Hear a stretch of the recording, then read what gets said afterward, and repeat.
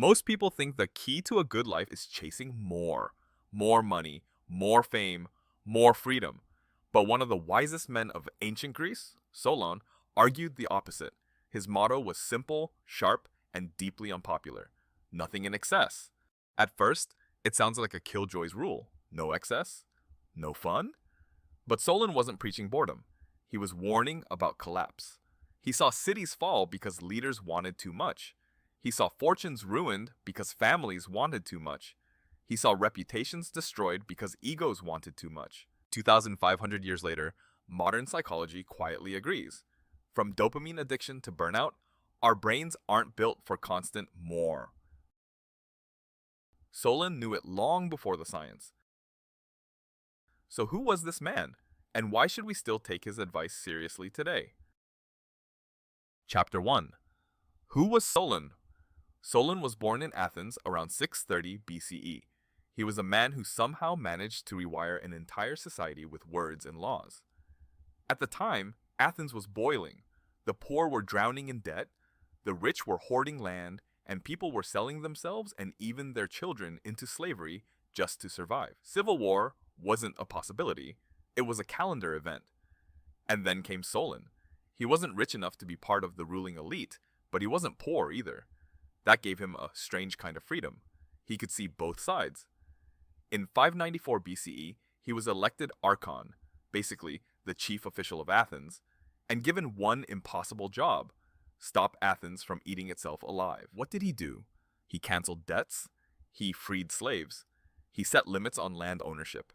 He restructured the legal system so even ordinary citizens could appeal against the powerful. And, maybe most important, he turned excess from a private vice into a public danger. For Solon, greed didn't just ruin individuals, it ruined cities. That's why he became one of the legendary seven sages of Greece. His advice wasn't poetic fluff. It was field-tested in the chaos of a society on the edge, and his conclusion was blunt. If you want to last, you have to curb the craving for more. Chapter 2. What did nothing in excess really mean? When Solon said nothing in excess, he wasn't telling people to eat fewer olives or skip the second cup of wine. He was talking about power, greed, and ego. He had seen what happened when one group pushed too far, the poor rising in fury, the rich crushing everyone else, and he knew neither side could win without destroying Athens in the process. Excess, for Solon, was the tipping point where strength turned into weakness. Wealth could build a city, but hoarded too tightly, it poisoned it. Ambition could drive progress, but unchecked it dragged everyone into conflict. Even virtues, in excess, became dangerous. Too much pride became arrogance. Too much confidence became recklessness. And the science of today backs him up. Psychologists call it the inverted U curve, where a little of something is good, more is better, but too much flips into harm. Stress is a perfect example. A small amount sharpens you. Too much burns you out. Ambition works the same way. Push just enough and you thrive. Push endlessly and you collapse. Solon's genius was to see this pattern not just in individuals, but in whole societies. He treated Athens like a body. Overfeed one part and the rest starves. Starve another and the balance breaks. His rule wasn't about moderation for its own sake. It was survival. Chapter 3. How Solon put balance into law. Most philosophers just wrote clever lines. Solon wrote rules that people actually had to live by. After being elected archon, he rolled out reforms that felt like emergency surgery on a dying city. First, he canceled crushing debts. Families who had been selling children into slavery were freed. Next, he limited land ownership so the rich couldn't just keep expanding until no one else had a foothold. He reshaped the courts, making it possible for ordinary citizens to challenge the powerful instead of bowing to them. These weren't abstract ideas, they were a direct strike at excess, cutting down the reach of wealth, power, and privilege before they strangled Athens completely. And here's the wild part. Solon didn't frame his laws as generosity. He framed them as balance. He told the rich, you'll keep your status, but only if you stop hoarding. He told the poor, you'll get relief, but not revenge. Everyone had to step back from too much. Modern psychology has a term for this: loss aversion. People hate losing what they already have more than they love gaining something new. Solon's reforms were clever because they acknowledged this. He didn't strip the rich bare. That would have sparked revolt. He trimmed just enough to keep the system alive. It was political aikido, redirecting force instead of letting it break the city. That's why his reforms lasted long after he stepped down. He didn't try to make Athens perfect. He made it durable. Chapter 4. The warning in nothing in excess. Solon's motto, Medin agan, nothing in excess, wasn't carved for monks hiding in caves. It was aimed at citizens, leaders, and anyone tempted to push their luck. He had watched how excess wrecks societies. Too much debt enslaves families. Too much land in one set of hands breeds resentment. Too much pride in a ruler sparks uprisings. In Athens, too much was never private. It spilled into the streets. That's why he elevated moderation from a personal virtue into a survival strategy. The Greeks even put the phrase on the temple of Apollo at Delphi, right next to know thyself. For them, it wasn't a lifestyle tip. It was a civilizational guardrail. And psychology backs him up. Our brains are wired for hedonic adaptation, the treadmill effect. The more we get, the less it satisfies. The bonus becomes baseline, the luxury becomes normal, and we're left chasing more.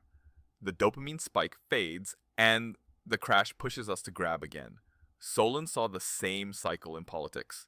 Victories turning to arrogance, wealth turning to decadence, ambition turning to tyranny. His point wasn't to kill joy, it was to keep joy from curdling into ruin. So when he said nothing in excess, it wasn't about cutting life down. It was about making sure life didn't collapse under its own weight. Chapter 5.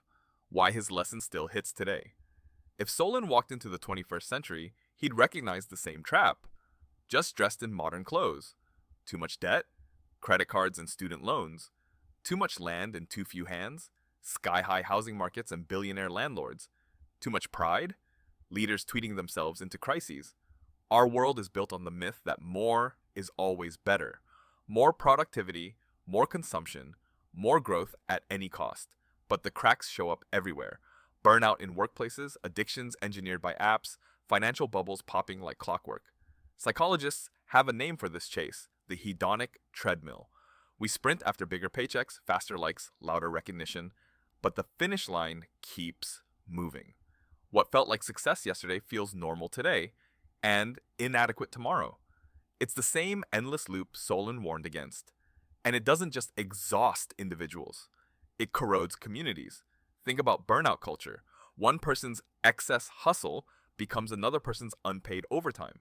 One company's excess growth strips resources from the environment. The hunger spreads. Solon's advice doesn't ask us to shrink into nothing. It asks us to design systems, personal and political, that can last. Moderation isn't a killjoy. It's a strategy for sustainability. A life, a career, even a city can survive a little scarcity. But nothing survives unchecked excess. Why Solon still matters. Nothing in excess sounds simple, maybe too simple, but that's why it works.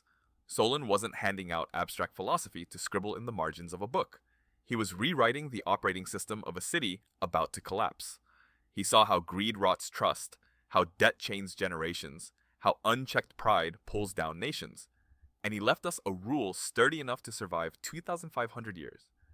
Today, when everything screams for more speed, more likes, more status, Solon whispers the opposite. Balance, restraint, enough.